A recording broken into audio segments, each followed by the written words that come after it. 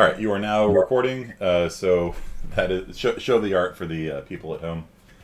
All right, so let's say Clearly, you're going to get we some decide extra credit for that one. we decide to pull the first boss, and here we have Ashikala Kurni. Ashikaru, Ashikaru. And so this card's move or boss is a Ashikaruka. reference towards Genji Ultimate from Overwatch. Okay. Kani. Yeah. You got the katakana for my name right. That's cool.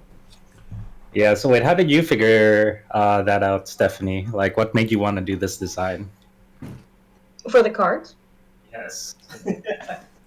I mean, it's magic. It's classic. Classic card game design. Pokemon, Yu-Gi-Oh! They all look like that.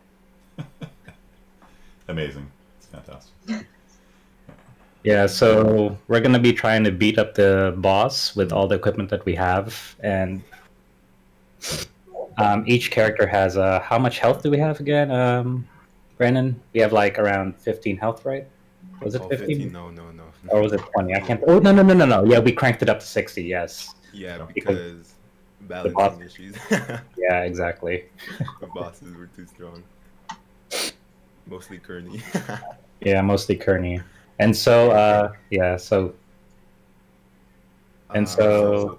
For our first turn, so say I want to equip an item. So equipping weapons are instant. However, switching weapons takes a whole turn and drops your previous weapon. So let's say one whole cycle has passed and I've already had this weapon equipped. And rather than attacking, I can switch weapons. And so this would go into a group pile that people can pick up once it's their turn. And I can then equip a stick from the ground, which if I'm lucky, it can deal extra damage. If not, the minimum damage would be 1. And so what this does is, let's say Garrett does not have a weapon yet. Let's just say this weapon. Yeah. Yeah, let's say those don't exist. Yeah, those don't exist. Yeah. Well, he can now equip, grab from the discard pile and equip his weapon. Like it's on the floor, so he can just pick it up when it's his turn. Yes, and but he can decide whether to pick it up from the ground or to pull from an item pile. So that will take a turn itself to pick it up from the ground. And so what this does is, so every turn is valuable, and so we wanted to have a lot of discussion. So even when it's not your turn and you have downtime, you can voice your opinions and decide as a group what decisions you should do to defeat the boss. And so you can only hold 5 cards, and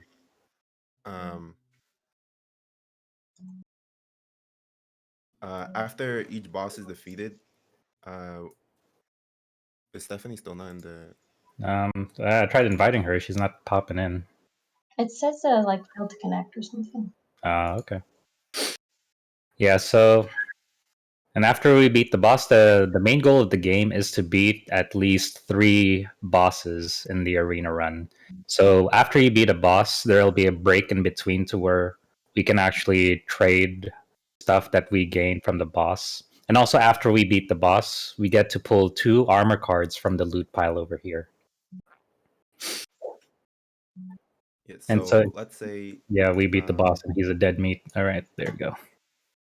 And so we have some downtime, and I can be like, oh, so Leo took quite a bit of hits from the boss. Yeah.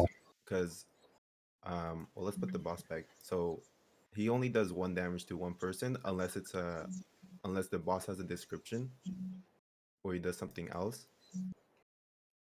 And let's say Leo took quite a bit of hit, so I can actually just give him some instant items. On the bottom left, it says item. And so here we have item, and so this here on the bottom left of this card, we have equipable weapon. And so that's how you can tell the difference. And so I can pass this to Leo so that he can use this during the next turn. Yeah, so I'll be able to heal myself since I've been thwacked by this boss too much. And then when we beat the boss drops loot pretty much, or I don't know, some treasure chest comes up, and we're able to pull up 2 armor cards. Yeah, so that's just I got leggings pro Mm. and a helmet. Oh, these are actually pretty good. So there's hardly any of the +3 defense, Yeah, that's good. So and it's there's 2. mostly +1 defense and only a couple +2 defense.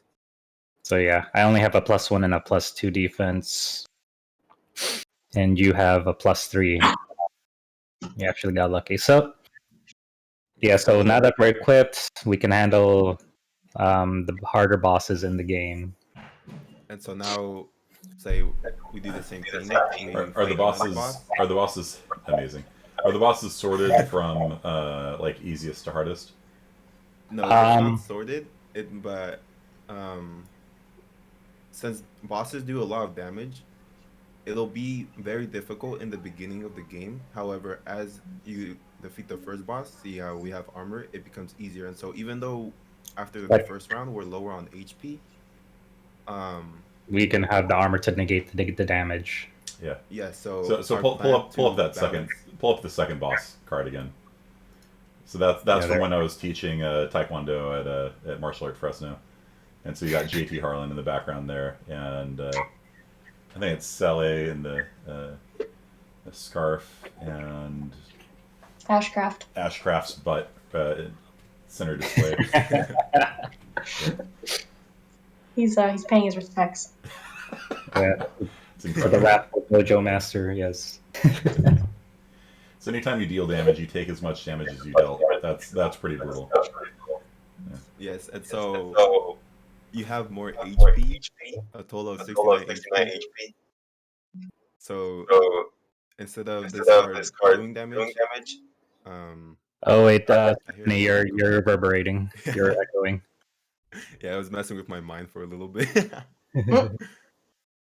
But and so in this case, switching weapons would be favorable because or using pulling from item and using something that would take up a turn because say you're low on HP, you don't want to just keep dishing out damage.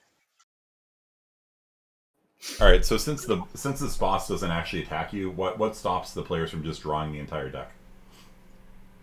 There's a cap on how much they can actually carry. Yeah, so there's actually you can only hold up to 5 cards. Okay. But I mean, And I could just keep drawing armors until I got all the best Oh no armors. no and, no! and oh, discard. no, the armors are armors- only after each boss. Okay, then I'll draw all the best weapons and discard discard the weapons that I don't want. Well, here's the thing: you can do that, but that would be an immense amount of downtime because it would you'd have to just keep switching, and so, I mean, you could do that. Yeah, that's we, true. We still have balancing issues. Yeah, with this this boss in this kind of particular. stuff. Yeah. Yeah, so if nobody attacks the boss, yeah, that's true. And or if you have an attack that does 1 damage and you've got at least 1 point of armor, then the boss can't hurt you, and so you just sit there and tickle the boss to death. Oh, true. That's a very Oh. good point. Yeah, we need to give them like a minimum damage of like 2, and then the plus would be added onto It like, could be or, some not extra 2, damage as well. not 2, maybe like 5 to 10 around there. Or just give it some sort of attack. Yeah. So you can't just stall permanently. Yeah. That's a very good point. And so we actually have a lot of balancing issues with Okay. PvE, although we had way more balancing issues with PvP, like more player interaction, because we didn't know how to implement. Yeah, for the longest time we were doing a PvP and PvE kind of game, and then we couldn't decide because there were so many issues. So we took up like 3 meetings just for that, and then we decided, you know what, we don't need PvP in the game with the PvE. Okay. So let me see a couple more of the bosses, and then we'll get on with class. Yes. So here we have Confused Wanderer. Where am I? Who are you? Currently, as he punches you. And here we have Big Chief. These are all made by Stephanie's, by the way. Yeah. So It's incredible. The boss. Halo Reach is not my game. If this was Halo Reach you were playing, it would be me taking 22 damage. I used to think that I was good at Halo, but then when the Master Chief Collection came out, like playing with the keyboard and mouse is a completely different experience, than on the. Oh yeah, then on the controller, yeah. I would just step outside, dead, It's dead. I was like, I thought I was good, but I'm not. I'm really terrible. online sucks. Whatever, man. This game sucks, man. It's not my fault. All right. We have. I forgot about this one. Okay, so one criticism I'd have is that all the like the last three bosses are all pretty similar, where they're just that was also another issue, but yeah. we So- ran out of ideas. And So maybe you could have some of them do area effect, so like everybody takes 5 damage around, or Yeah, exactly. Yeah, we actually had that idea at the beginning when we were doing a PvP, but we forgot to implement that here. we wanted to get our core mechanics implemented first, which is Yeah. The trading, Able to the trade. files, yes. yeah, so equipping a weapon and lose like if you don't take your turn to trade, you just hit the enemy, right? Yeah. Yes. Unless you don't have a weapon, then you can't do anything really. Then you have to keep drawing. Yeah. Yeah, you need a weapon. Yeah, that's kind of a feel bad thing. Like if you just don't have any weapons. But there are a lot of items that actually can be used as a throwable. Like I think an item there's like a bloody knife or something that'll do 2 damage on the first turn and 2 more damage on the next. Or yeah, we need to. Yeah, it's around there. Keeps Can't the remember. targeted player. So that was from the PvP days. yeah. Yeah. That's still actually we pretty got- good. Like if you change that to take out the boss for a turn, that's a good use of your Yeah. turn. Like because there's 3 of you, there's 1 boss. So if one person can spend their action to take out the boss's action, that's pretty good. Yeah. And so another issue we had was so right now we have 3 people, but if we were to have 4 players or 5, Yeah, we'd have to adjust the HPs on the bosses. So Right, yeah, a lot of games do that by a multiplier. Like the hit points are scaled. 10 times To, number of players or something like that. Yeah. Yeah. Because the one that reflects damage to you, that's a lot easier with 4 people, right? Because if it's one person, that one person's going to take 69 damage, right? Yeah. yeah. It's like instant death, especially if that's your first boss And so and you don't have any armor. Yes. It's guaranteed to kill you. for that we were hoping so that way it would be a game focused on cooperation rather than one person just tries to solo everything from the Right. start. Right.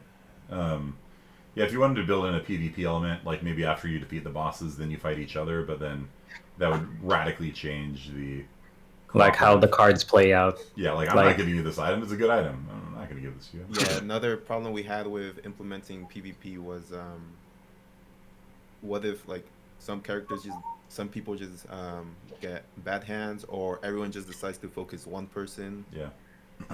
There were many of those types of problems. Yeah, that's a really good point. Some games handle that by you attack left, and so Yeah. that's one mechanism you can do. But yeah, it feels bad, and so with the system of trading items, then you can kind of rectify that. Like if somebody doesn't have a weapon, you can pass a weapon to them, and that's cool. That's a good feeling. I don't know about costing an action though, right? Because Yeah, that was a little iffy, but it's you're gonna take 25 damage, in order to pass, let's say a potion. Oh, a Dolan's in. Okay. There you go. So you pass a potion that heals 5, but then they take 25. I don't know. yeah. Yeah, but some of the aggro could be what do you call that? Focused on other players instead of the one being hurt. Maybe you can have an aggro mechanic where a person can play a card. I don't know. Maybe you get a free a taunt card. Maybe you get a free item card a turn and a free attack, something like that. So Oh yeah. You, wait, Leo, I thought that was. Yeah, we had like an idea where certain bosses you have to do a roll in order to see which one gets the aggro. But I But we mean, weren't sure how but to properly implement that so it would be fair. like, yeah, I don't really like rant because it's Yeah. it's also feel bad if one person just gets punched to death, which will happen, Yeah, right? yeah. Like And the boss is like 25, 25, 25, and you're dead, right? On Yeah, turn three. exactly. the Yeah, but we one wouldn't. But issue yeah, is what happens if one player dies very early into the game. Will they just like sit there until they watch their friends beat the whole game? Right. Yeah, that's not exciting. So you need maybe like a mercy rule, where like the other player, like you come back to life on the next boss maybe, and people can donate items yeah, to you, or maybe you just keep your items. You come back to life at like half health. I don't know. yeah. We had like a idea back then in the PVE PvP version where the player that dies has a ghost mechanic, and any item on the floor they could use it. Like if it's like a throwable item, you can use it to throw at like your enemies, That's a good and idea. then That's a good idea. Or you could drag the a healing potion over to another player and give it to yeah, them. exactly. Yeah, Yeah, yeah, so yeah. they can still participate, but it's only very a small thing that they can do. But Yeah. So yeah, my recommendation would be not wasting turns because it just feels bad like wasting your entire turn to like hand a banana peel to somebody, and you're not even handing it to them. You're putting it in the field, and then they have to waste a turn picking it up, and it Oh, oh picking no, it up would be instant, but it's still. I Okay. still agree with the wasting a turn to equip a weapon. Yeah. And then, So maybe if you got like one free item action a turn, where like okay, I'm just gonna drop the banana, then on your turn you can use your free action to pick up the banana, and then maybe equipping it is also a free action. So they could pick it up on their next turn, but then they could either spend their action to immediately equip it, or to wait until the next turn to. How do to you equip it. equip the banana? How do you equip a banana? I don't know. Zoom in on the banana, please. My daughter is suddenly interested. Well, I know what you do with the equipped banana. You eat it. so That's a on banana the peel, technically. bottom left, it'll Then you say throw it on the item. floor and wait for somebody to trip over it. There you go. oh yeah, we had the It's like banana. So Mario if Kart. so if the targeted player gets attacked by the boss, it'll negate the attack. So and also deals 1 damage to the boss if they're damaged, but only works for that turn that it's being used. Yeah. And then maybe the free item action could be to draw also, and So it'd so be- that would make the game Yeah, 'cause yeah. It's free to draw, yes, but like equipping and getting like readied up would take time, or would take an action or point. just each of those is your option for your free item, right? And so because it feels really sucky to like in D&D, like I spend my turn healing myself for 5 points of damage. Like it's just it's not really a good feeling. Like you want to feel like you're participating in the fight and stuff like that.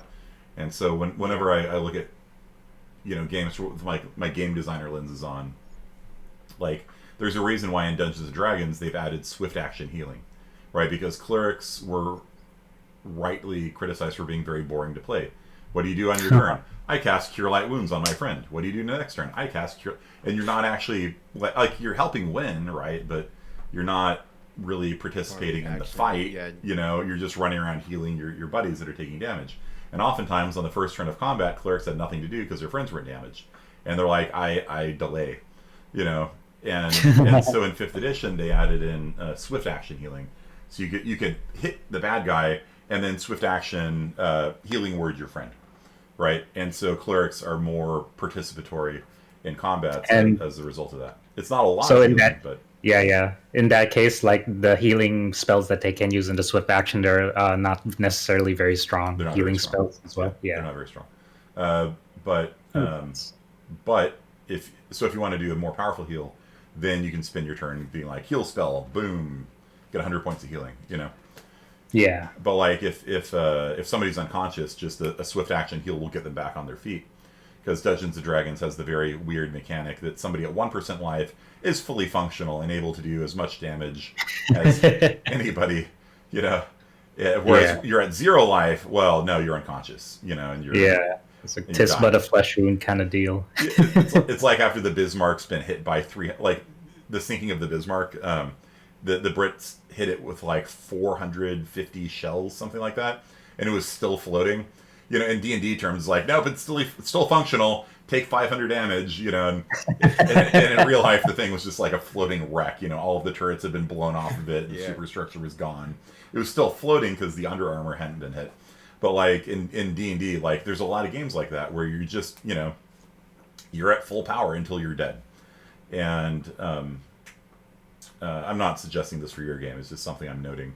But like, I guess for your game, like it would be nice if you just hand a healing potion to somebody as like a free action. Like, oh, you're about to die. Here, take this healing potion, and then on their turn, they could use their free action to drink the healing potion.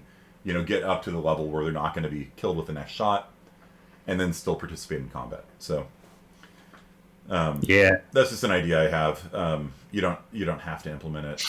Why don't you guys do like one more pass over this and get back to me next week on it? We do need to get to lecture. It's almost 3. Okay. But I do you know, Steph is getting an A+ no matter what because of those cards. So Yeah. like, really the revisions are for the other people in the team. But No. did you add like vampire teeth on me or something? Or Yeah, is she did. Wait, zoom in on that. I noticed. I was like, whoa, there actually are. Like zoomed in. that vampire war? It's incredible. Yeah, just do another pass. You know, take out the references to the PvP stuff, and see if you can kind of smooth out the game mechanics. I'd play through the game a few times and just see how it feels, because that's a big part of game testing. Is that once you get an idea for mechanics, then you need to try it out and see if it works. And if you watch the talk with my buddy over the summer, he had this idea for a cool new game mechanic, and he can't tell us what it is because he's under NDA, but he could tell us that, you know, the first time he tried it out and he played it, and everyone was like, hey, yeah, that is really fun. He was like, cool. You know, like, you know, that neat idea that I thought would be neat, it actually works in practice. And so I would just do another polishing pass over this.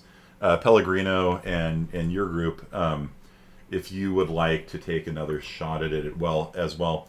I didn't really go into any criticisms of yours last time.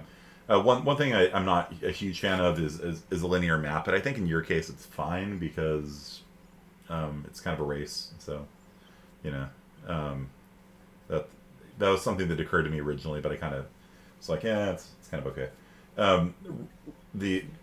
I like the customization of the cards. You guys can close out of this. All right. But thank you for that. Round of applause, by the way, people, for the team. Yeah, with the X Factor thing, I like the idea of customizing your cards. It just seems sort of arbitrary, like, as you're going to get a challenge, and it's like, okay, this one's going to be on this stat, and then people just like, there's not a huge amount of like control over the game. You just kind of are upgrading your car and then randomly hoping that you're better than the other people, and maybe if you move and land on a penalty, then Is the pancakes in the back there? the puppy pancakes are yours. Yeah. So for Pellegrino and Hayburn, I liked the art, by the way. The Hayburn did a great job on the board. I would see if you could put more choices, like meaningful player choices, because right now it's like, do you want to upgrade your car? Yeah, I mean, probably. And but like the actual play, like that's all done, and then the actual play of the game is entirely random, right? You randomly draw cards as to what challenges you have. You randomly see who wins, and so I feel like there's a disconnect in player agency there. So player agency is the notion that you have control over the game. And Steph's mic's on, so I'm gonna mute you. Sorry, Steph. And I would just do something to give players more control over the race. So one game you might want to check out is called Formula D, and that is the most famous racing game. Let's see, play tabletop. Let's see if it's actually, fire this up. Let's see if Formula Day is actually on here. You might just want to try that out and see. Oh, Fireball Island! I had that game as a kid. It's a cool game. I mean, it's a terrible game. It's a single path, right? But at random times, the idol will spit out like a marble, and it rolls down the board, and if it knocks you over, you're. So it's a gimmick. It's a gimmick game, but still, that was a cool cool thing. And they did a Kickstarter and they re-released it. Ritz Bits. That's incredible. Formula Day, yeah. So. Can you put up a stream, please? Am I not streaming? Okay. Screen share. you. Screen 2. Yeah, you didn't miss anything. So if you look at Formula Day, you can see that the players have. This is kind of what I think is kind of a neat mechanic. You actually see there's a lot of people that can play, right? And you have control. You have a lot more fine-grained control over your car, like your different things here, and you can shift into different gears. And when you approach curves and turns, you can feasibly run out of control and hit the walls and things like that. So it sometimes behooves you to drive slower, especially if you're going to go into a chicane like this, right? And so in that game, you can, let's just take this idea and run with it. Maybe the different stats you have, affect your handling and things like that. And but you give an actual kind of race mechanic where people can push their luck and shift into high gear, and they can drive really fast. But if they don't have enough turning points, I don't know. I'm not really inventing a game for you guys here. But if you don't roll enough turning points, then you can't turn fast enough, and then you smash into a wall, right? So maybe you have some dice for straight aheads and some dice for handling, and so some cars have better acceleration and they can shift up faster, and some cars have a higher top speed, and some cars can brake faster, some cars can turn quicker, and that might affect your dice pool, and you roll the dice and you get 5 plus arrows and 2 sideways arrows, and so you have to drive the 5, and I don't know. So I'm not saying that you even need to do this, because this is simulating a race, whereas your thing is driving cross country, right? But just that notion of a mechanic where players have agency and more control over what happens in the game is something that I'd recommend to your group. Games where the fundamental outcome of the game is just random disconnects the player from the victory, right? It's something we talked about before. In general, players like to feel like they deserve their win, they earn their win. If you win a game of Age of Empires because somebody disconnects on the other team, it doesn't feel good. One person disconnects in a 4v4, and you keep playing, and then another person on the other team disconnects. You're like, oh, great, they quit, and then the third and the fourth immediately quit, and you just lost 10 minutes of your life. You won, sure, but it's not due to any of your agency. So that's a thing I'd recommend. Okay, so let's talk about Unreal Engine, because you have your next assignment up on Canvas. You will see that you have the next assignment, and this is to make a beautiful landscape. So we're about wrapping up our discussions on materials and landscapes, because I really do want to get into coding, because that's what people really want to do, right? You want to make a game, but in order to make a game, you need a world. When I win at Bomberman because everyone just blowing themselves up. If you win at Bomberman because everyone blows themselves up, it's kind of funny, honestly. I'm just the last one there standing. Victory! Yeah, did you feel good because you won due to that? I was happy that I won, but it's kind of funny. I mean, to be fair, in Bomberman, people blowing themselves up isn't necessarily, a bad thing, because that's what you're supposed to do. Well, sometimes it just happens, right? You accidentally trap yourself with a bomb, and so surviving can sometimes be actually a kind of a skill victory. Okay, so Water Landscape 3, Landscape in Water is your assignment. It is due next Tuesday. And the math quiz should not be published. This should not be published. So when I turn on a module, it publishes everything, and I click through it and publish everything, except sometimes Canvas sucks and doesn't work. So watch if I do this. See, everything turns on. And then I'll click on it. And then sometimes Canvas doesn't work. So yeah, whoever took the math quiz, we haven't started that section yet. Okay, so let me fire up Unreal Engine, and I think it was Spam that did that. Hey, Briggs messaging me.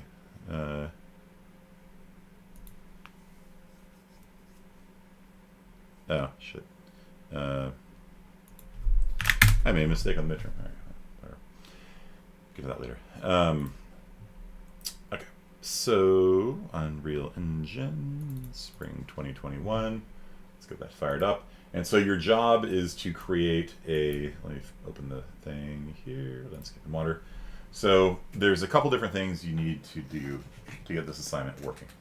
And you need to make a nice landscape. And so I want something that looks more than just like the humps, the lovely lady lumps of the average landscape view, right? Like most students when they make a landscape, they go into the sculpt tool and you know, just make a giant hump like this, right?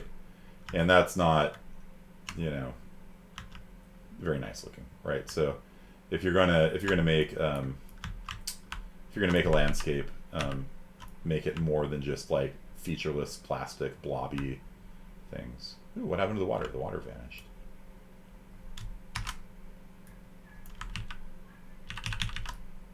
The waterfall's gone, dude. What the hell? So there a second ago. There when I quit last time.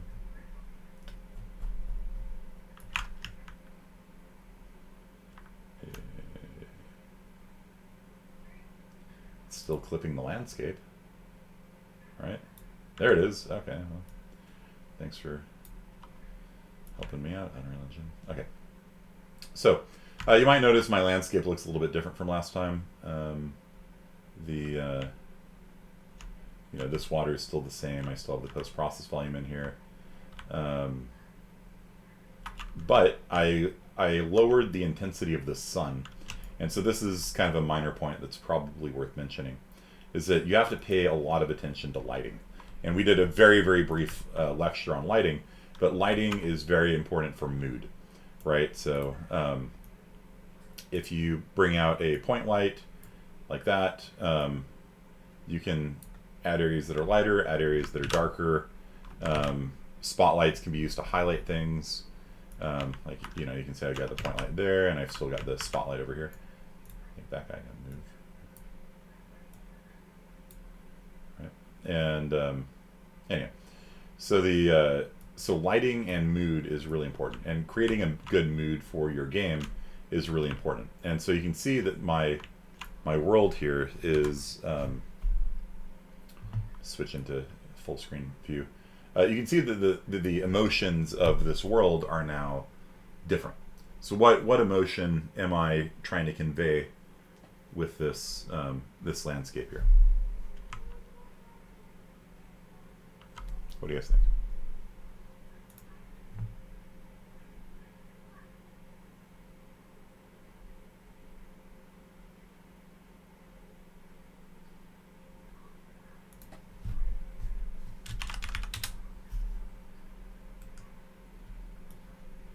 What do you guys think?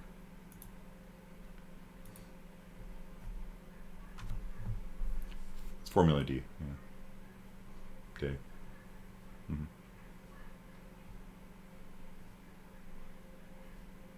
I used to be an adventurer.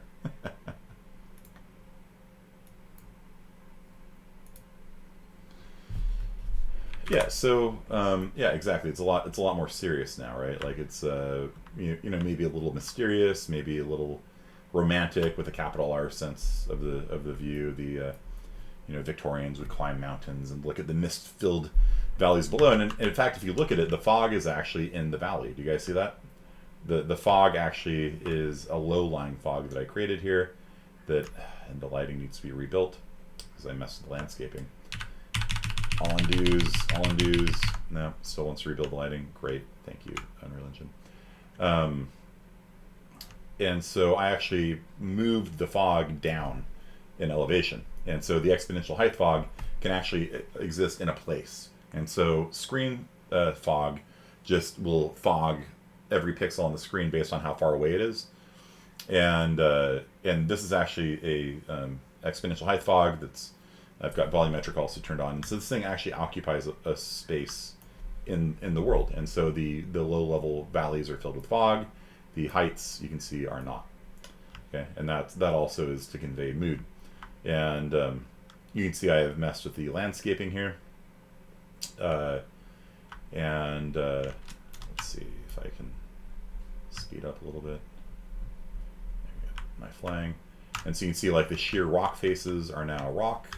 The flat areas are covered in grass.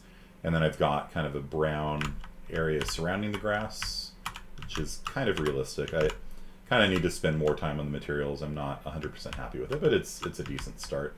It's definitely better than the glowing green neon landscape I had before. The ocean now comes right up to the shore. I should probably put a beach area in here, which I just haven't done yet. You can see the ocean is clipping the cliffs now, and so in this case, yeah, you can see how it's all stretched out and stuff like that. So if the player's not going to go out that way, it's not a big deal. Otherwise, I'd probably want to fix it. And yeah, and so you can see up here, there's not really like a lot of fog, but down in the valley down there, you know, there's like fog kind of filling the valleys, and that's giant tracts of land. Nice. And so that's, you know, all about, you know, conveying mood and emotion to people. The best games play with your emotion, right? And so games like chess and things like that don't really do so, but I'm talking more like I don't know, Ghost of Tsushima would be probably the most recent game that I played that has a lot of emotional content in it.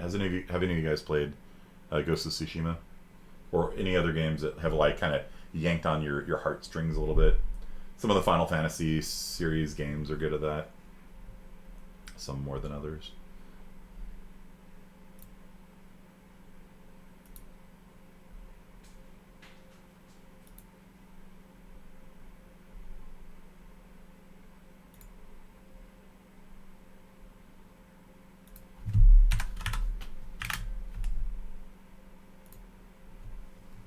Infamous, first Infamous.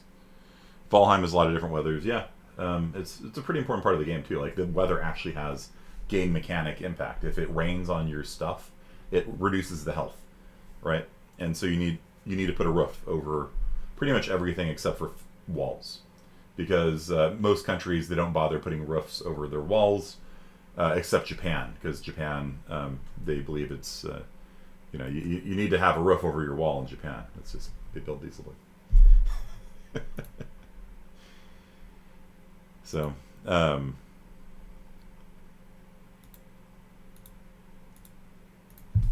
the Last of Us was a game that I haven't played it, but I hear it's got pretty good emotional content.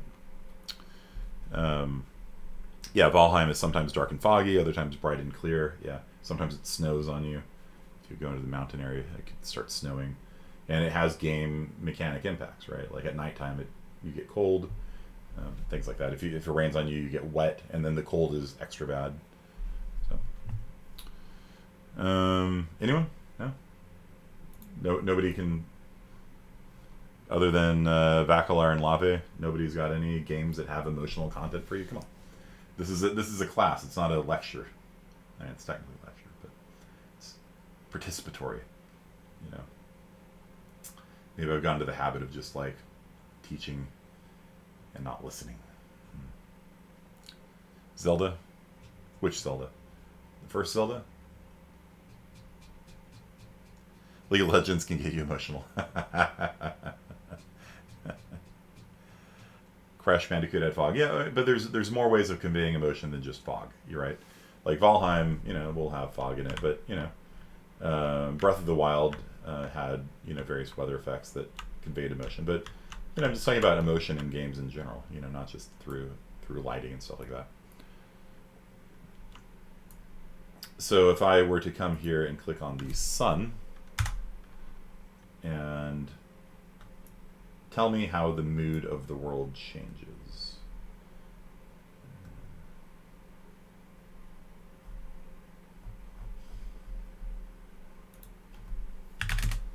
What do you guys think?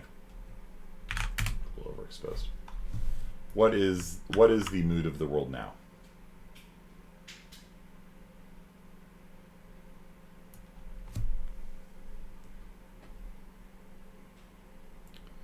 Lave hot as hell. Yeah, it looks like a tropical island now, right? Like it's like you're in Hawaii or something like that.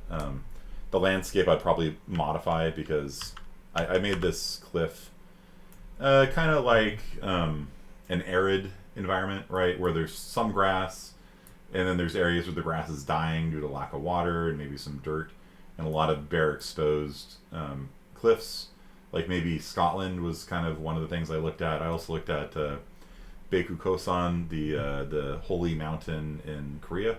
Just gonna find a picture of that.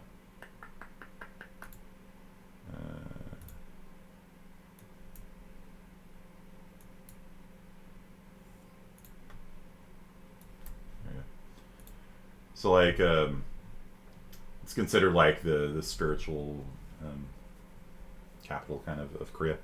So right on the North Korea-China border, and so you can see the cliff faces are rock, and then there's this is one of the reference images I was looking at. The flatter areas of grass on them, you can see like little bits of grass growing on the tops, and then there's dirt kind of in there as well. And let's see.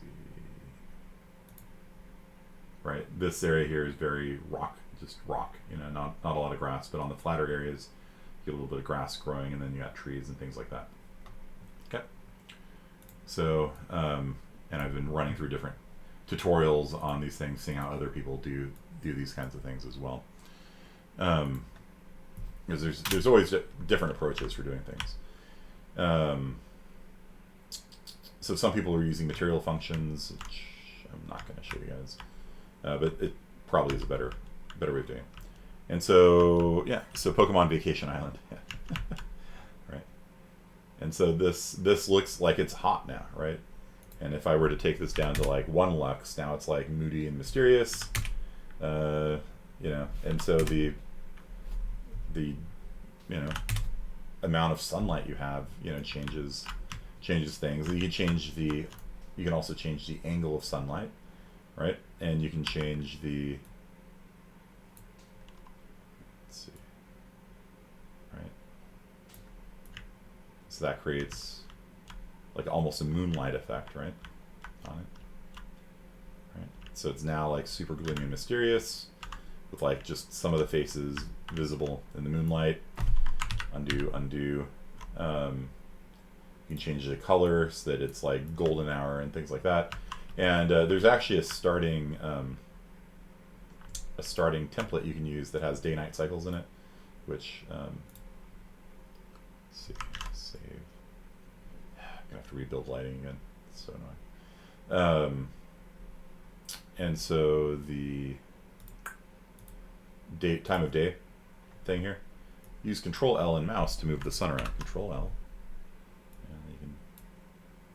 Let's see. So you can have the sun come up, sun go down. Oops. Angle of the sun. Right. See how the sun changes colors at evening time, right? So all that stuff is in one of the starter contents, and you can go back into first-person example map. Don't save the old one. So you can see how that's done as well in there. And so having a day-night cycle apparently was first done in Shinmue, which a friend of mine is replaying through right now. And so a lot of the things we take for granted in RPGs, he says, I got this from him. I've never played the series. He said a lot of the things we take for granted in RPGs these days was actually invented by Shinmue. Things like having NPCs in the world walk around on a daily cycle, like they go to work and then they come home and say hi to people and things like that. That's in Shinmue 1. Day-night cycles, weather, all that kinds of things was invented, and it was on the Dreamcast, which was not a very high-selling platform, and so it didn't kind of get the recognition that it sounds like it deserves. I modified the water here a little bit. So I played with some of the settings. You see how the lake now has waves kind of bouncing around on it. The river and the lake kind of blend together. You can see the water comes in and kind of slows down and turns into the lake water. So I added blending here on that. I added a holy grail that's the source of the water. If I was going to do this more correctly, I'd probably put rocks and things like that so the water would just be coming out of it. And this thing still looks like a water slide. It doesn't look very natural, but it's better than what I had before. I think I just lowered the surface. Yeah, whatever. Anyway, so the thing I want to teach you guys today is how to do this. So last time I showed you how to paint different layers on the landscape. Where would you put the rocks? I would cover, because this looks bad, right? Just a harsh line with like water coming out. It's not good. I don't know.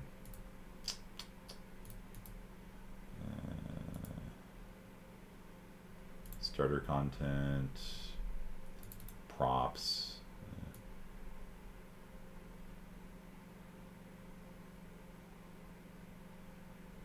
Yeah.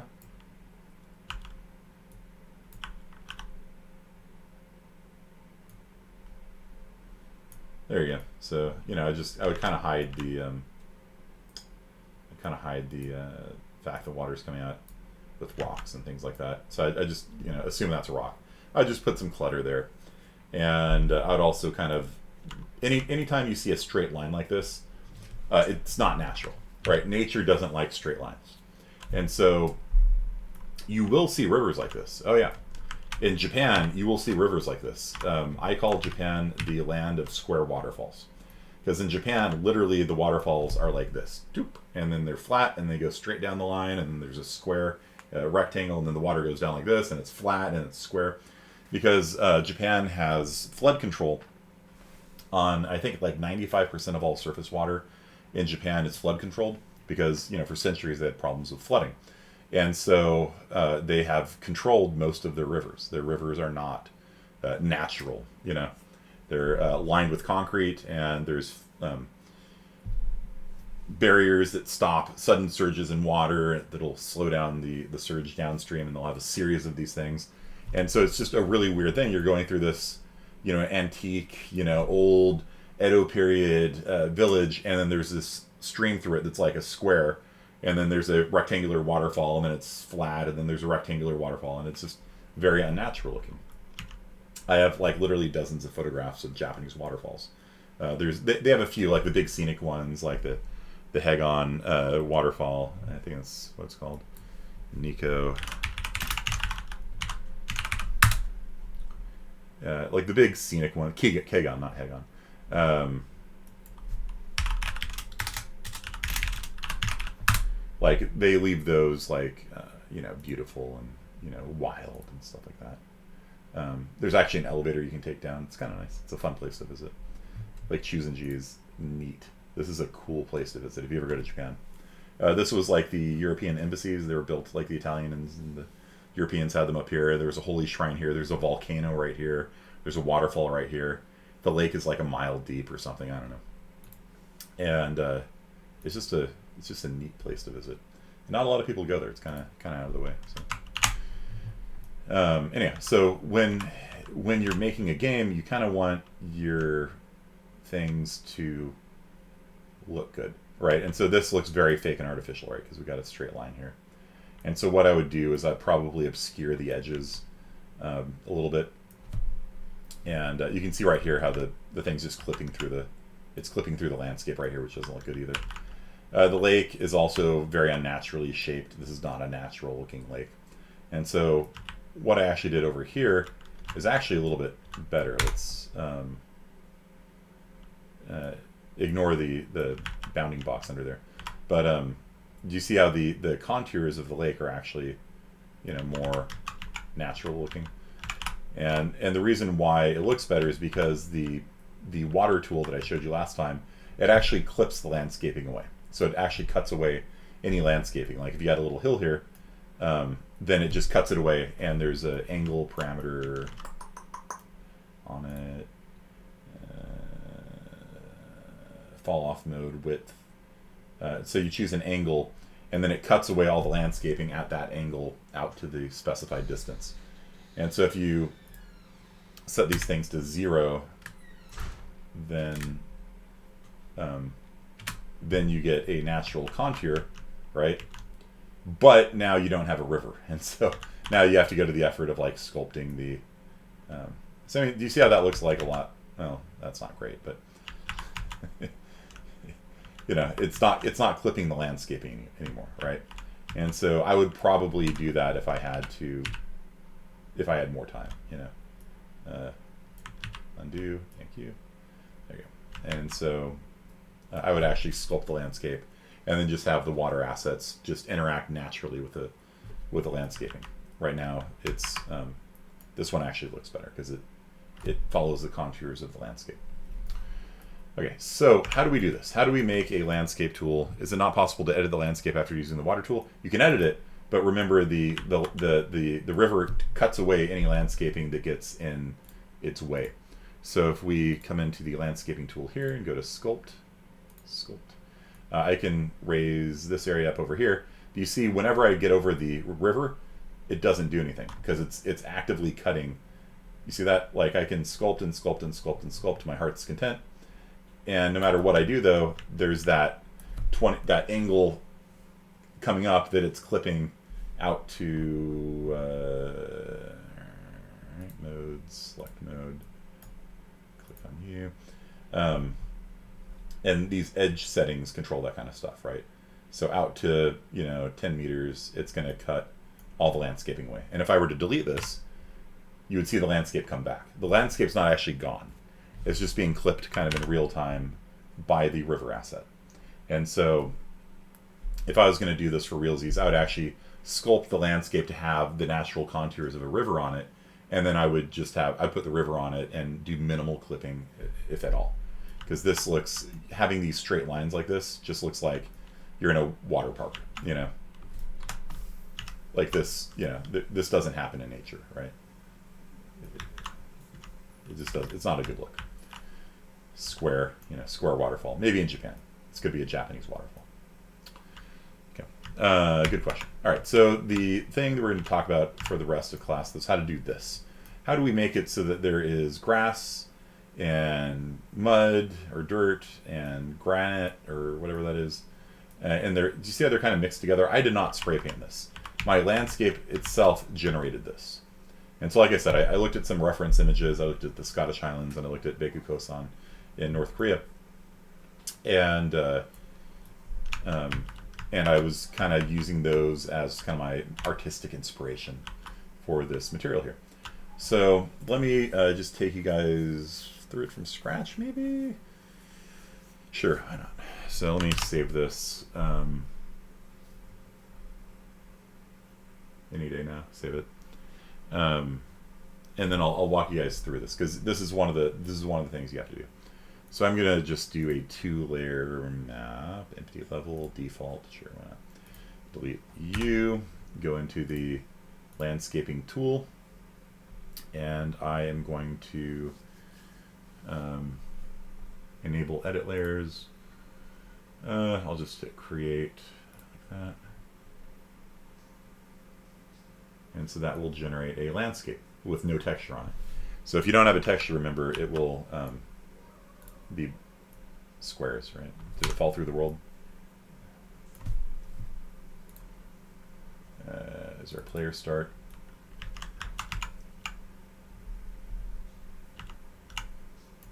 I think player start is below the landscape.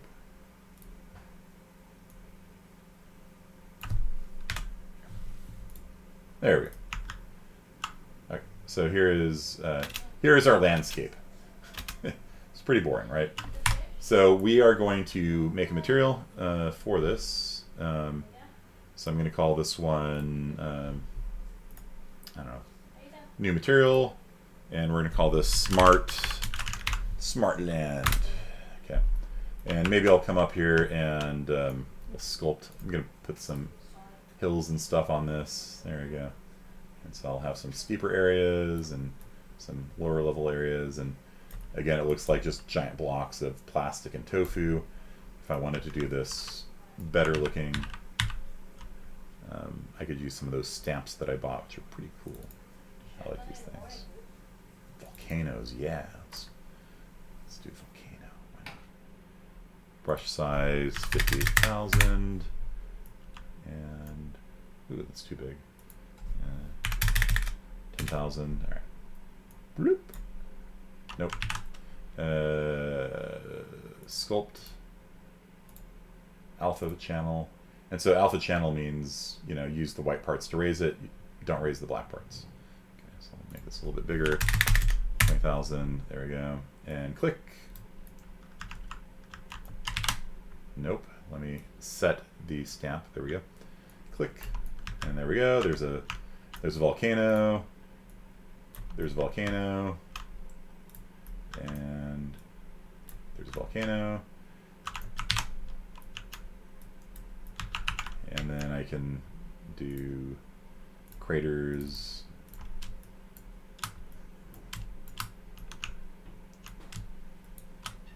Maybe I can make it smaller.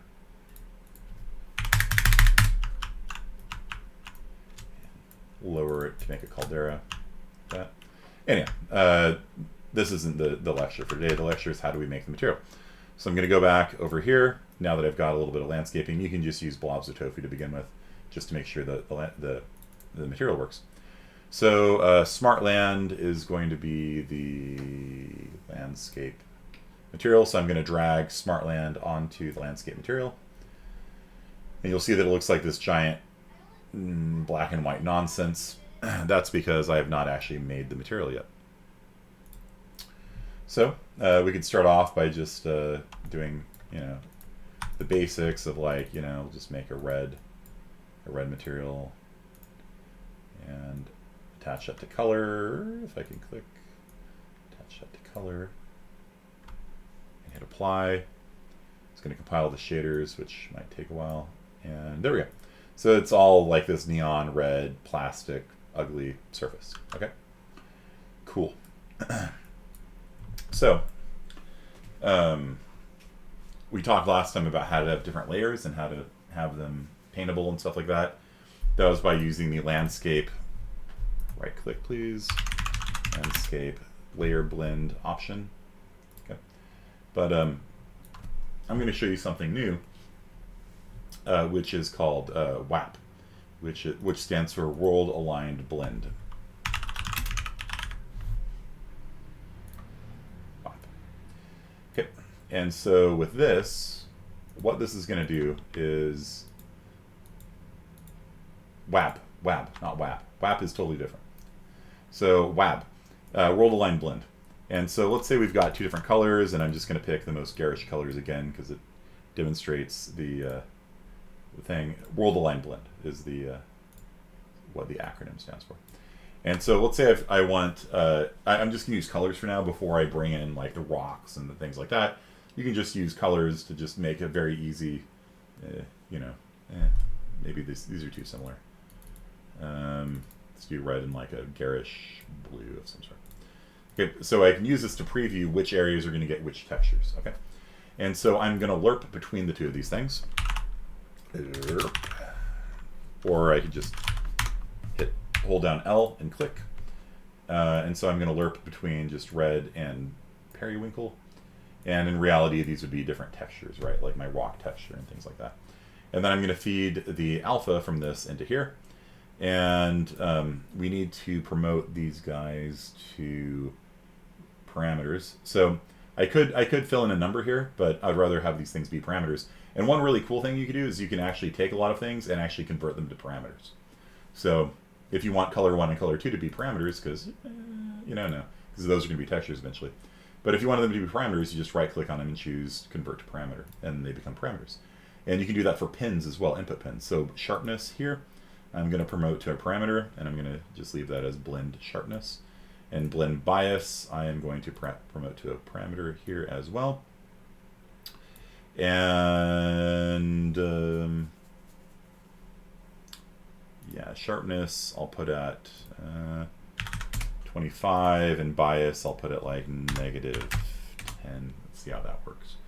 And then I'm going to feed the result of this lerp node into here, and let's see how that works.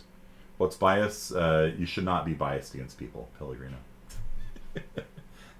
So these are just parameters, and so what the numbers mean actually doesn't matter very much. Actually, what I can do is this. So now that I've got SmartLand and those are parameters, I'm going to right click, choose Create Material Instance, and I'm going to leave that as SmartLand Instance. Drag the instance over the landscape material node, and then if I double click on you can see I can actually vary these parameters in real time. So I'm just going to click and drag, and you can see that as I click and drag, you can see how it will apply different amounts of texture 1 versus texture 2. And so I can tighten it, widen it, change the angle, basically. So the bias is kind of like the angle that the first texture will appear on. It doesn't actually refer to an angle, but as you control it, you can see that the angle gets, sharper and sharper. So only the shearest surfaces are getting the red right now, and if I drag it out more, none of it will appear. And that will happen, is that you'll get just all of one and not any of another, and it's kind of annoying. And so you can see the flat areas are periwinkle, and the sharp areas are red. And by adjusting the sharpness, you can narrow or widen the area of red versus blue. Okay. And so that's really all there is to it. If you have a normal map, this can get messed up sometimes. And so if you're getting like blotches of red because you have a normal map applied, then let's see if we can make that happen. Then you can use one of the other options. Where did you go?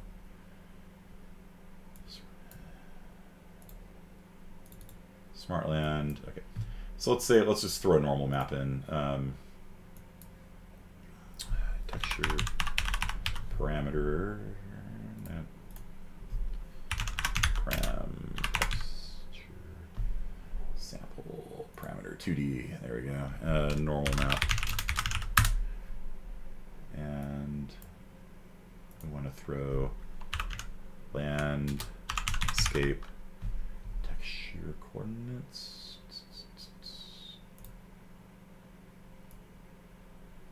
Throw you into here as well. And throw you into normal.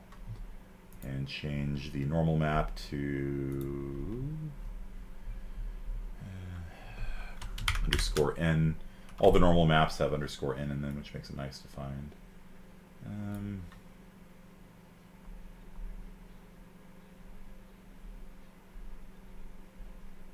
Yeah, sand material. That's going to be cool looking.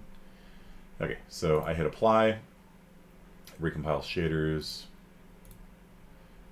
and you can see that my material instance now has a parameter where I can change the normal map. So I'm not like stuck with it. I don't have to recompile every time.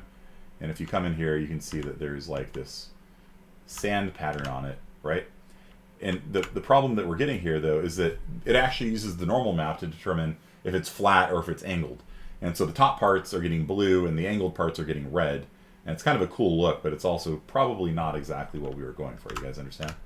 And so if you get a situation like this where the normal map is causing the wrong textures to appear, what you can do is use not alpha, but use vertex normals or explicit normals.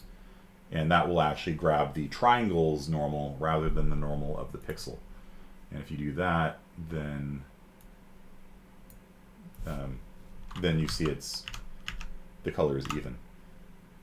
It still has the normal map on it. The normal map's still there, but it's not coloring the upper part and the side part of the little waves of sand differently. Okay. So, and you can do this multiple times.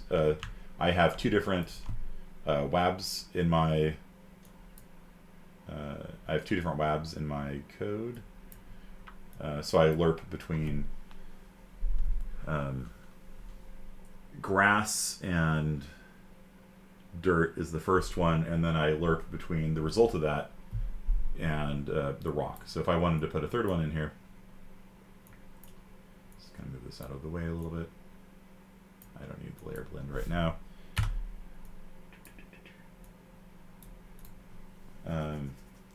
Let's make this a little different. Let's make this another texture parameter.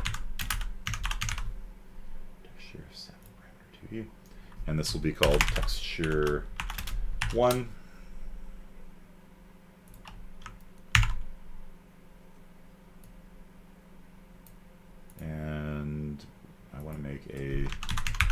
scalar parameter. Probably should have done this for the other one as well. Scalar parameter called text1 scaling. So text1 scaling will just default to 1. And I'm going to hold down N, click. And so what this will allow me to do is change how quickly the texture scales. That. And for the first texture, I'm going to pick granite.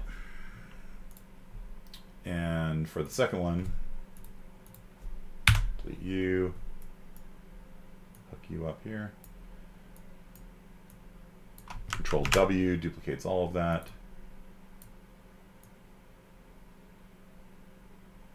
Remember, whenever you have a parameter, you can't have two parameters with the same name, or they will be stepping on each other's feet. So this guy I need to rename to be texture2, and this guy needs to be changed to be text2 scaling, like that. And then this, rather than being granite, we want this to be grass or something.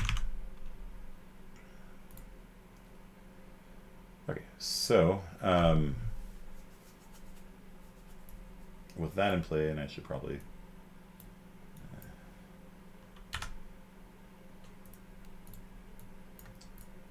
do, whatever, I'll just leave that. I'm not going to mess with the normal maps for now. So if I apply that, all I've done really is change the colors to be textures so that you guys see it being a little bit more realistic looking. And you can see here that we've got granite areas on the cliff faces, and we've got green areas on the flat faces. And you can see how it's tiled all to hell. Do you see that? Like, it's just tiled all to hell. And it looks kind of garbage. You just see the repeating texture pattern over and over again. And yeah, it's not a good look.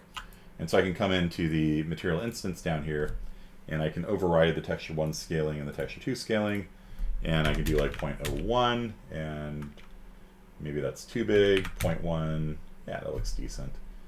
Texture 2 scaling, I can set that to 0.01 as well.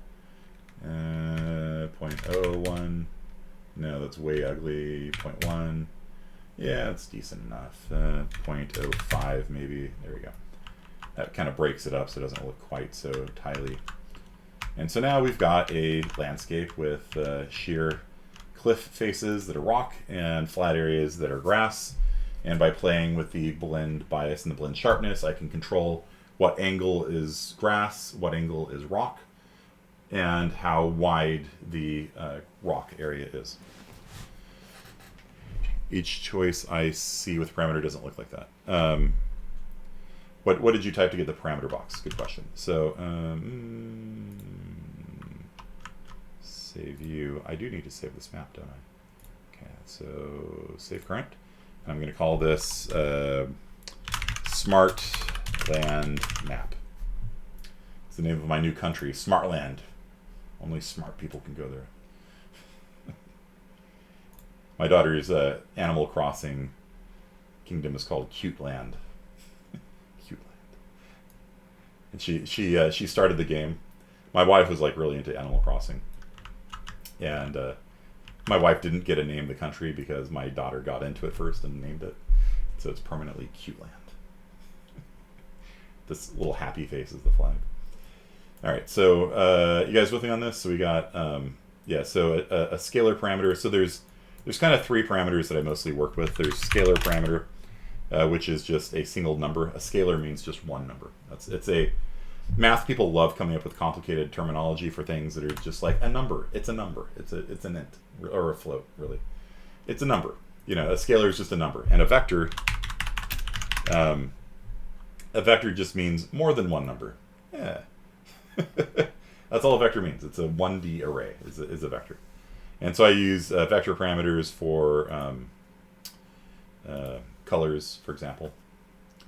And like if I wanted to add a tint to this, I could like get a parameter and drag out of here into like a multiply node, you know, and maybe darken Like if I think the granite is too bright, I can darken it, or I could maybe clamp it in different ways so that it never exceeds a certain brightness. So I will change you to be 0.5, 0.5, 0.5. So that should turn into gray. Good. And then if you look at the rock out there, it is now a darker rock. You see that? So we will get into like vector math and things like that probably starting next week. Next week I want to do more coding, but we're going to get into the math behind all this stuff because you need to know it in order to make games. You forgot what an array means? It just means like if you have 5 numbers, that's a vector. that's it. An array just means multiple numbers in a row. That's it. There's just all this like terminology that I have a scalar. It's a number, dude. It's a number. I'm very anti jargon, anti jingo or lingo or jargon, specialized terminology, whatever you want to call it. I like using simple language.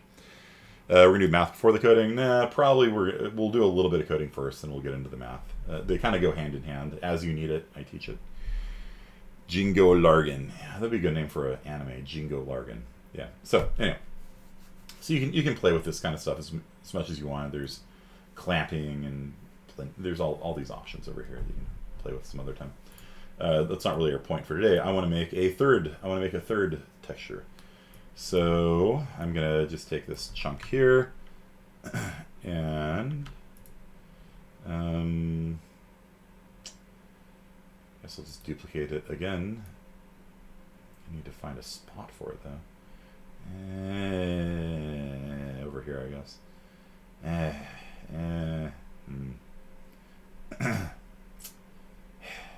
I guess over here. This is the downside to using node-based material editors and coding is that the organization gets annoying after a while. And so for this one, we're going to have, I don't know,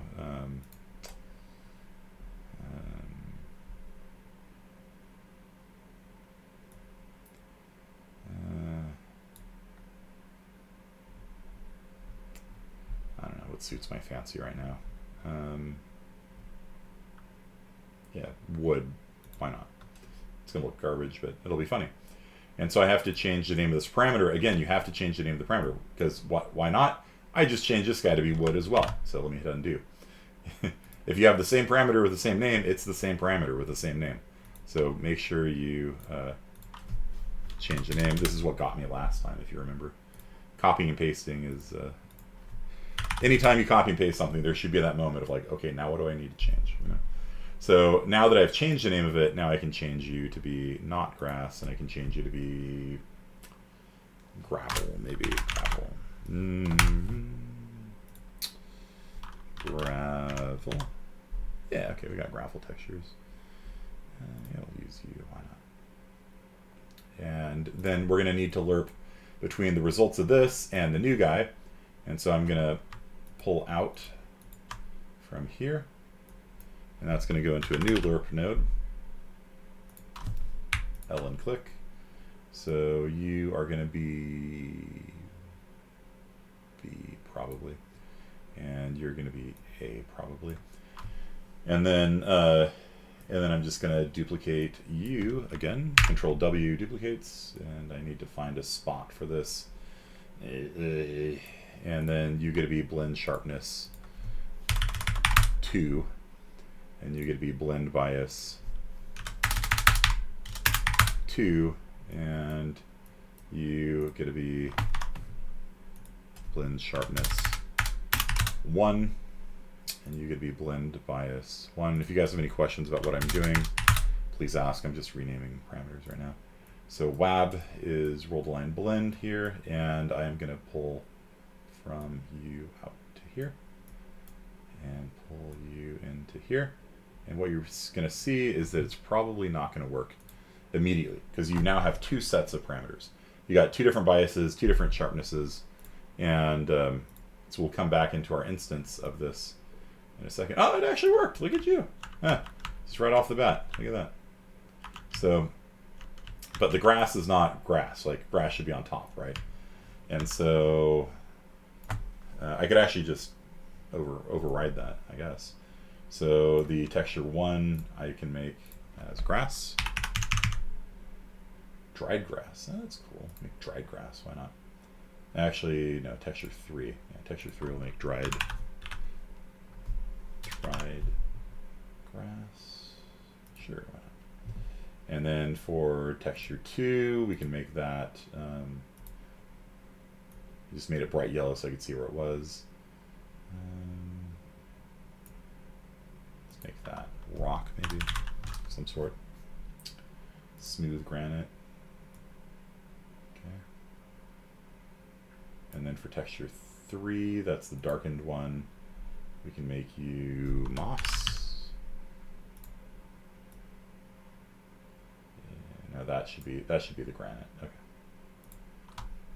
And so what's nice about making these things as parameters is that you don't need to constantly be recompiling. You can just look at it.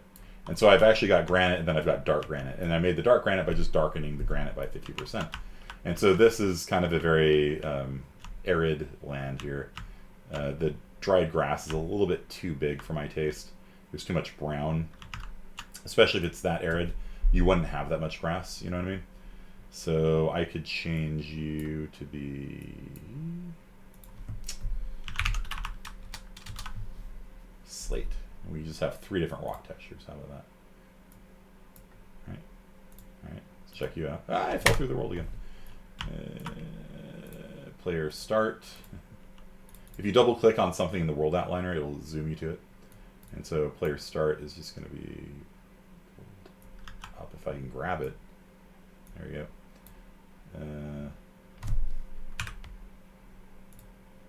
Nope.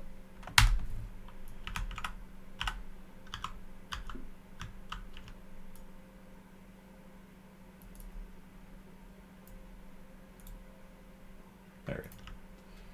All right, so you can see we got some tiling issues going on here. The normal map is pretty highly tiled. You can see the repeating textures over there. So let's change the text 3 scaling as well to be 0.01. Yeah, that's decent. Okay, and so now we've got 3 different rocks, right? And this actually is not terrible. It's actually not bad looking at this point. Remember, the human eye finds lines very easily, and so the lighting needing to be rebuilt is the reason why we pick out those lines over there. So anytime you have like tiling issues or things like that, the human eye will see those lines. But when you do a world aligned blend like that, then you can break up the monotony of a texture, and you can have maybe that's a little bit too dark for my taste.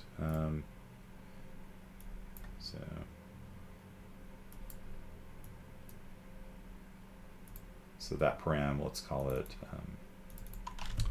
darkening factor. Save. And so most of the time, you have your master material, and then most of the time, though, when you're playing with it, I see your question. I'll answer in 1 second. Most of the time when you're playing with the parameters, it's a lot faster to play with them by instancing it. So again, you make a master material like Smartland, and then you right-click on it and choose Create Material Instance. And then when you open up the Material Instance, there's none of those node editor things, but there are the options for editing the different parameters. And this allows you to just very quickly play with values and let's see, where is it? Darkening factor. Okay. So darkening factor.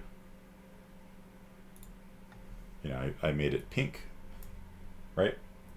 And so I can add color if I want to it. I kind of moved it off to the side here so that I could preview it. I can make it blue and purple.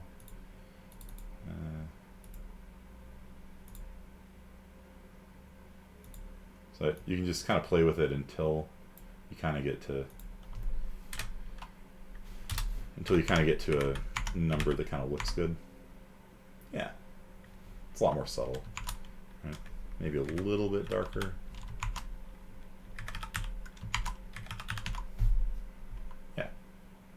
And so even though it's the same texture, they actually blend together because they're the same texture. Just one's a little bit darker than the other, and so that adds a nicer, kind of a nice look to it. And then I got my volcano here, and I can put a plane into here.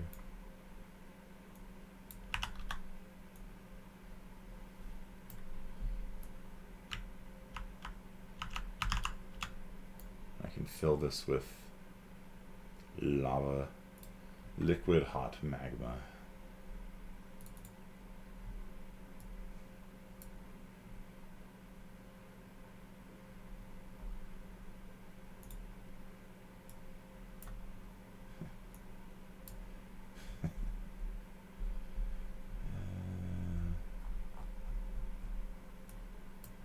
Make it glass, and then I can actually, let me just duplicate this and call it material lava. The the Epic people like using these prefixes m underscore, or like the underscore n at the end of the name of the thing, so you can just find things very easily. And so that's a parameter. Oh, cool. I don't even need to make a duplicate. Delete you. I thought I deleted you. Delete you. Delete, yes. And then that's going to break the thing on there, maybe. No. Right click, create material instance, and I'm going to call you m lava. And then when I edit the material instance for it, I can change the color of it. And I can pull this off to the side, change the color of it to red of some sort. And I need to set the color to that. And so you can create, it's a little too pink, darken it, make it more red.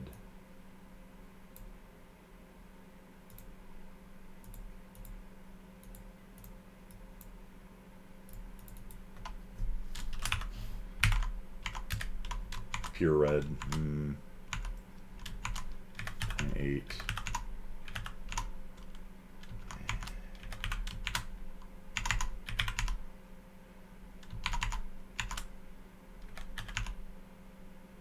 Yeah, whatever. It doesn't matter. All right, so I've got my volcano, I've got my rocks. It's a little bit too transparent, isn't it? Opacity. I will make it more opaque.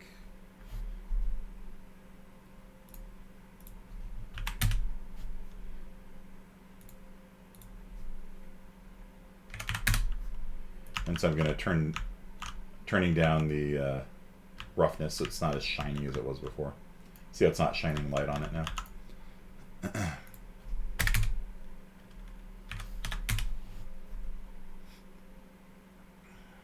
And I can play with other things, but yeah, that's good enough. So yeah, you guys don't have to do water per se. You can do lava if you wanted, but that's the basics right there. And if you want to automatically have grass applied and things like that, then you can do that as well pretty easily. So let me show you guys how to do that. Let me answer your question first. So how do you know that WAB is supposed to be in the alpha channel of the lerp as opposed to the other lerps I've seen in there? So when you, what was there? Smartland. Back into Smartland. Okay. So world align blend is basically how you get the angle of the landscape at every point. So alpha is normally attached to alpha, but the problem is it actually grabs the normals of every pixel, and so the normals can be overridden with a normal map, and so normally you just hook up alpha to alpha. It's called alpha because you feed it into a lerp. And so a lerp is used to pick between the granite and the grass. Well, I've overridden in the instance. But with vertex normals means the triangle itself, it's normal. A normal is the area, it's the perpendicular vector to the surface. So if you have a surface like this, the normal vector is sticking out of it. And so by using the vertex normals, that's for the triangle, it uses the landscape geometry. If you use alpha there, it actually will use the normal map on the triangle so that it'll return different values based on the normal map, and that's why you saw red and blue kind of striping together. Sometimes you want that, sometimes you don't. And so by using vertex normals, you can just have it use the landscape's geometry to determine what texture gets applied. Yeah. Okay. So shader compilation is faster with instances as well. Yeah. So that's why I go to this effort of making parameters. Is that when you have a parameter, then you can instance the material, make a version of the material that all you can change on the instance are the parameters. You can't edit the node graph at all. And the reason for that is when you edit the node graph, it actually has to recompile the shaders, and it can actually be a fairly time-consuming process. If you have a big shader like this, it can actually take some time to recompile it. And so if you were like trying to change the darkening factor over and over again, like I was doing, it would be really tedious and time-consuming. So what you do is you make your master material the way you like it, and then you kind of don't touch it again. Once it's kind of hooked up the way you want, you don't touch it again, and instead you come in here and you override the different parameters. So at the end of the day, you only really need one smart landscape, right? Ever. Because you can just have your different textures and different normal maps and different texture scalings, and for one it'll be three different kinds of rock, and for another it'll be a grassy meadow and things like that. So so if you don't want the textures to blend, I need to use WAB basically. So it is a blend. The B for WAP is blend, right? And so what it's doing, it's actually blending between the different textures here. If you actually zoom in, like if I make this more obvious what's going on here, like if I turn you into yellow, let's say. If you come in here, you can see it actually blends the different textures together. So it is a world-aligned blend, and so it uses the alignment, the direction the landscape is facing, to choose between two different textures, and it will blend between them. But if you want to have spray-painted layers, then what you need to do is do what we did last time. And so you can let's go back in here and do. And so you need, if you want to be able to spray paint layers, which you'll need to do for the homework, you need to come in here to Smartland. Lava is in Breath of the Wild because hot water is a lava texture. That's interesting. So you actually come in here and you can actually feed the output of the WAB into a layer. So landscape layer blend here. And we have to make the different layers, remember, so I can just do two, I guess. The first one I will call WAB, and the second one I will call road. Like maybe I want to spray paint roads, right? So I've got this world, it's three different kinds of granite by default, and I want to be able to spray paint roads on it. This is something you have to do for your homework assignment. So I'm going to feed the output of all the rigmarole we did before into the first layer here, and then the second layer I'm just going to texture parameter too deep, and so I will call you road texture, and road texture will be, I don't know, some sort of dirt,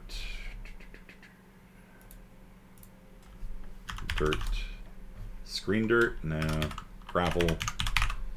Why not?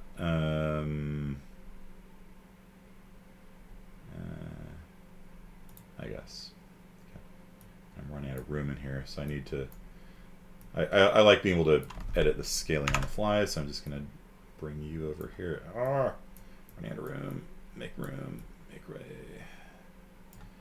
for Prince Ali.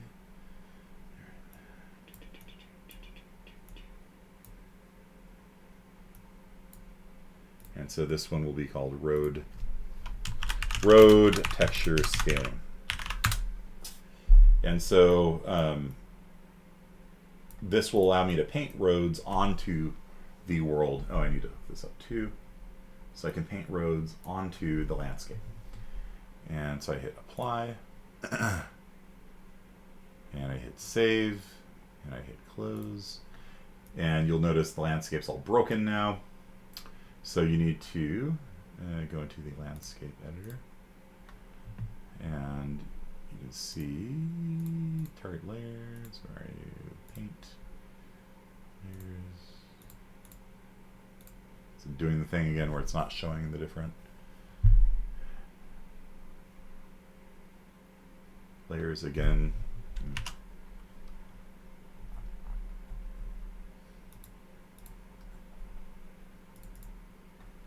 Smartland instance. Road texture scaling will be set to 0.1 as well.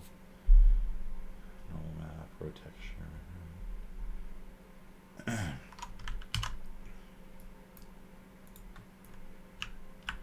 So you need to do that thing that I showed you last time, which is you need to come into landscape, and at some point the layers will appear over here.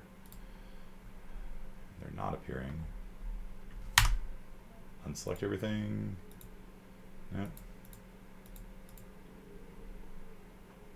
If this is a bug or if I'm just doing something wrong. If you remember that from last time, the new layer didn't appear there either, and then I kind of goofed around for a while, and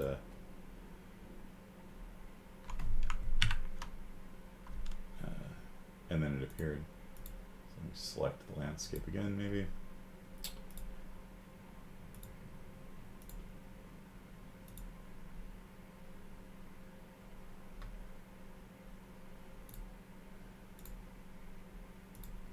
And there it is. Okay. And I don't know. I don't want to tell you. All right. So I reassigned the material, and so it's going to be black, right? And so when you have a layer blend like this, whatever you name here will appear in the landscape. Apparently, when you reassign the material to it, it seems kind of like a bug to me. Okay, and so what you need to do in order to get it to work, this is the key thing. So don't not pay attention to this. Is you click on the little plus here, hit weight blended layer, and hit OK. And pick a folder, bills, and create a weight blended layer for the other one, and hit bill. Okay. And now I can paint my roads on it. So the radius of this brush is way too big. I'll take it down to 300, and you can see once the shader compiles. Wow, that's really not visible, is it? But here, zoom in. Strength, let's take that up to 1. So I can come in here and I can paint a road on the map. So you can have your world be automatically generated using the WAB node, and then you'd be like, all right, I want my peons to walk this way. You know, there's a point of interest over here somewhere, and so so I'll just draw like a road on the, you know, and obviously make it look better than this. But you just sit there and paint roads on the landscape. And it's pretty fun, you know, and play with it to make sure it looks good. Like this doesn't look great. It's an aggregate rock. It's not really gravel. I don't know. And you see the sandstone, the sand pattern still on it. Yeah. So these are all things that I would not do, you know, for realsies, but it demonstrates the purpose. So to come back to this one last time and show you guys how the process works, you use WAB to pick between 2 different textures based on the angle of the landscape, and just set all of these things, the blend sharpness, the blend bias to be parameters, and instance it, and then you just sit there and drag the values around and play with it for like half an hour until like it gives you the right look that you're looking for. Because there's no right answer. You know, like if you're in a tropical island, there's going to be more grass. If you're in the Scottish Highlands, there's going to be less grass and more dead grass and a lot more exposed rock and things like that. So, you know, so it just depends on what look you're going for. And then you take the result of all that stuff and you can feed it into a layer blend, and then you can you know, hook that up there. And then you can paint roads on it, or if you want to paint flowers, you can do that too. So I'm going to go over my time a little bit. You guys can leave if you want. This will be in the recording. But I do want to show you guys how to do this. So landscape layer sample. So we are going to get layer road. So we're going to grab a sample of layer road and feed this into grass.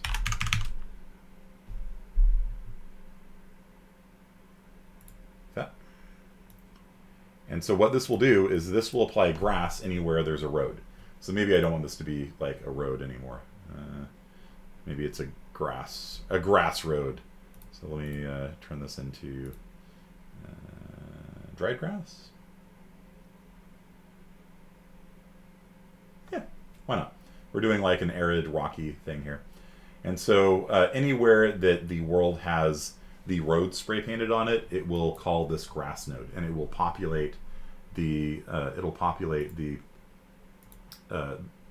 road with grass. What grass? No grass. I have no grass set right now. You see that? So currently it will not do anything different because I have not set a grass type yet. Can you use a default material like you did with the other lecture? You start from scratch. You can use any of the default materials, right? And so some of the videos that I was looking at, they actually, rather than kind of building the material from scratch like this, what they do is they create a material function. Materials and textures, they create what's called a material function, and then they copy and paste. They go into the grass material and they copy and paste everything into it. And then inside of your SmartLand node, you just can use the material function, and that contains the texture sample, the normal map, all that stuff comes in one easily contained package. The way I'm doing it is going to result in a lot more sprawl of your nodes. Material functions are ways of turning these sorts of things into functions that you can duplicate instead. Okay, so to make grass, I need to pick a landscape grass type. So I'm just going to come in here and create a new asset called landscape grass type. I'm going to click on you, and I will save you in Bill, and I'm going to call it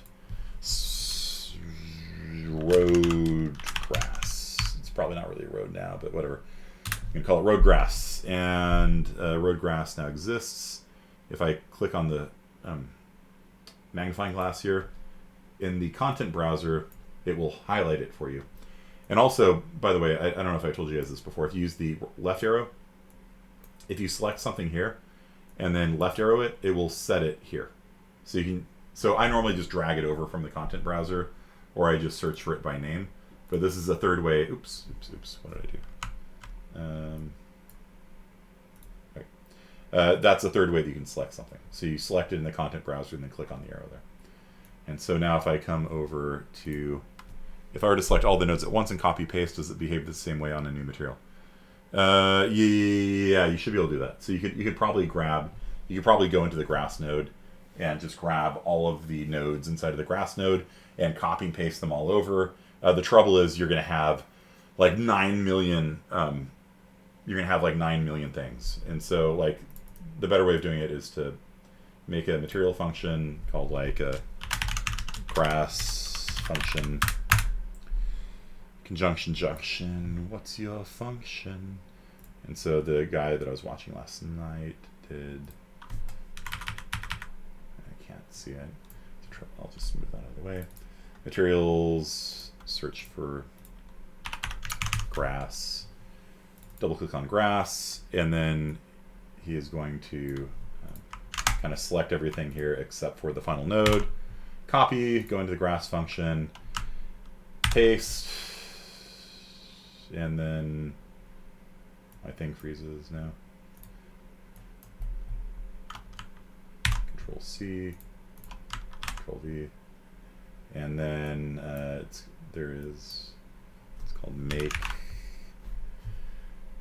material attributes, and then you have to kind of hook up all those things that you had before for the color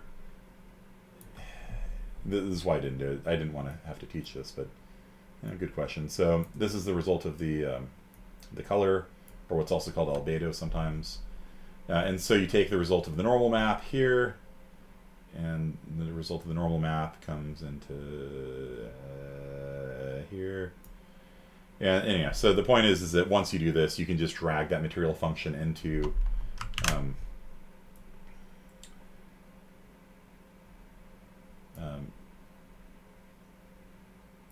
you can drag that into Smartland if you want.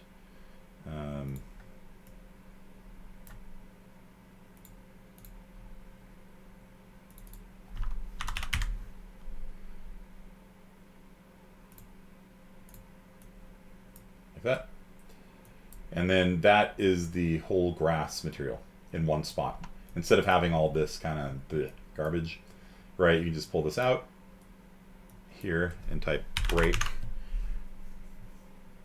And then you can get the color and the normal map out of it. And whatever you put in the material function, you can pull out of it here.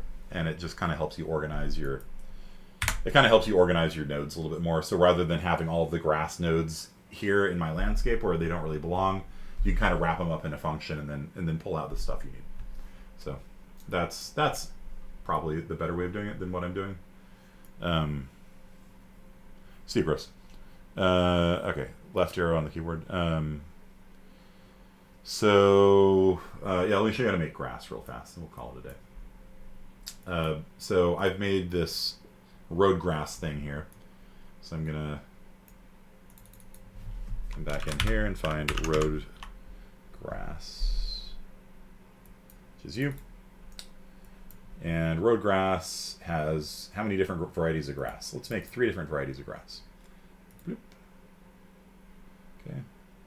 And the first one will have be yeah, sure, that looks nice.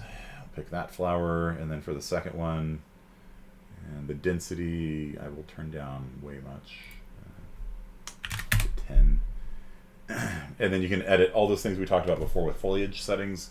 You can have it rotate randomly, be taller, be smaller, be aligned to the world normals, things like that. I'm not going to mess with that right now. I'm just going to put 3 different types of flowers in here. Cosmos, sure, why not? And then for the third one, I will pick something else random. Lupinus. Yeah, never mind.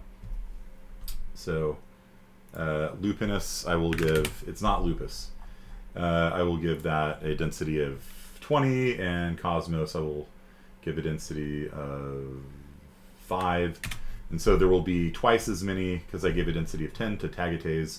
There will be twice as many Tagates as Cosmoses, and there will be twice as many Lupinuses of Tagates.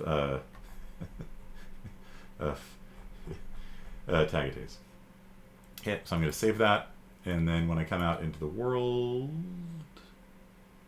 let's see, did I do that right? Grass varieties, I got these guys here. Let's just try this guy back at 400. It's got road grass. Oh, it's called Layer Road. Wait, Layer Road. Why is there 3 layers now? Damn. Okay. I think I typed. You have to give it exactly the right name, or this is what happens. So I think it just created a 3rd layer by accident. And so now that that's been created, layer info.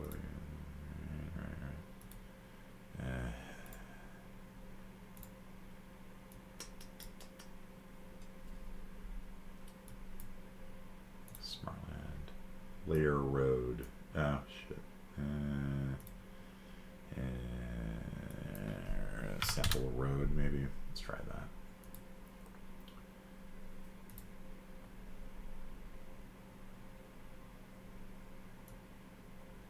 There we go. Yeah, it's working now. Cool. All right. So now that phony guy went away, and if I paint roads on here, you'll see that it starts populating the road with flowers. Kind of cool, huh?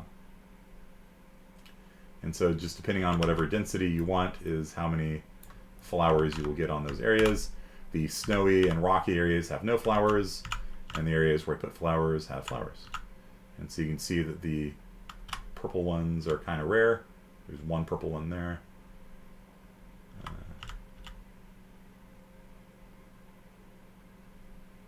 A couple more of them over there. And so you can edit the random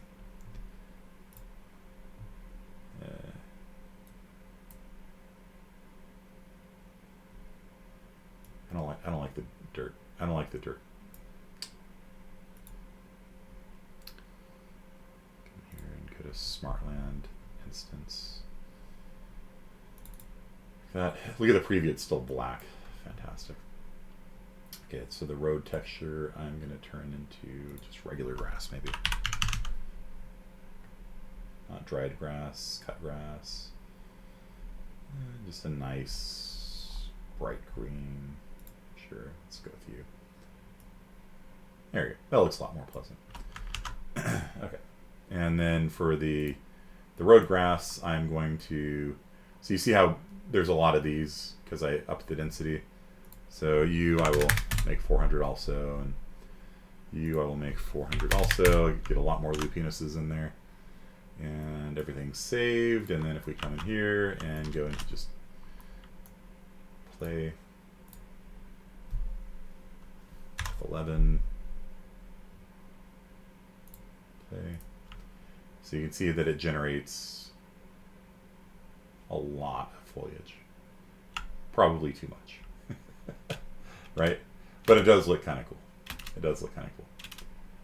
And so you can see that there's, and if you wanted, you can add even more flowers. If you get the flower in nature pack or whatever it's called, you can just have all sorts of varieties of flowers, and they just get automatically, you see that? Like it just, the edges, there's just a couple, and then as it blends in, you get more of the foliage. It's a nice look. It looks really nice.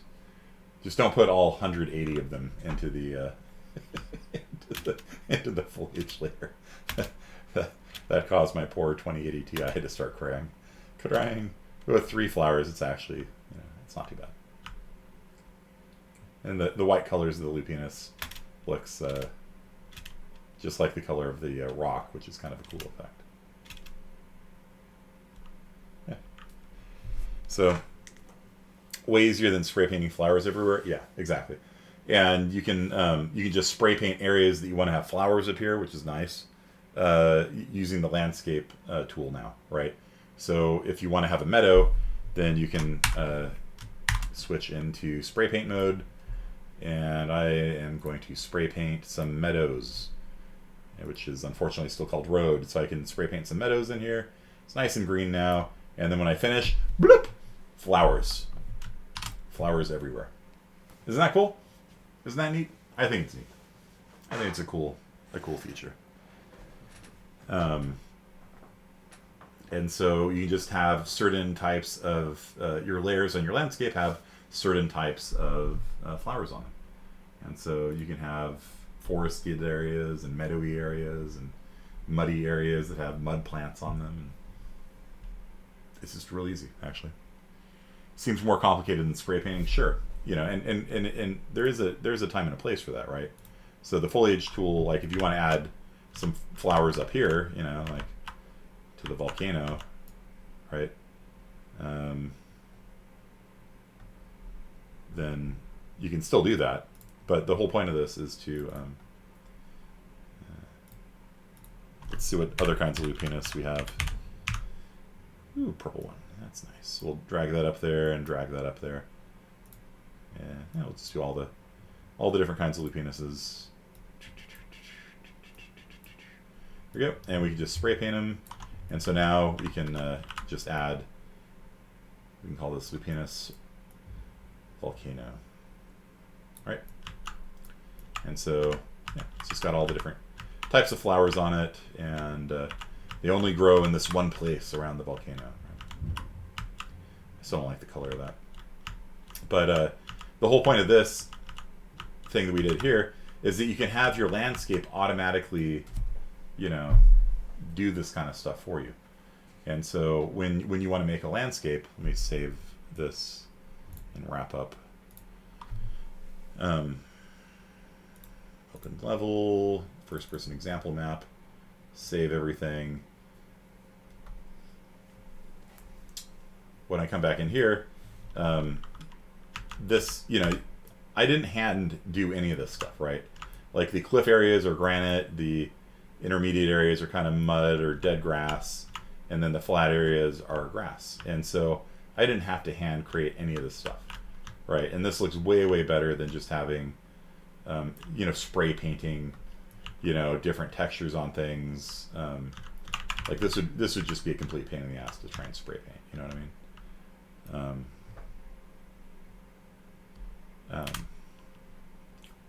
And you know, I could spray paint flowers on here if I wanted, or I could just have my, like I said, I could just have my landscape generate flowers for me. So that is it for today, guys. For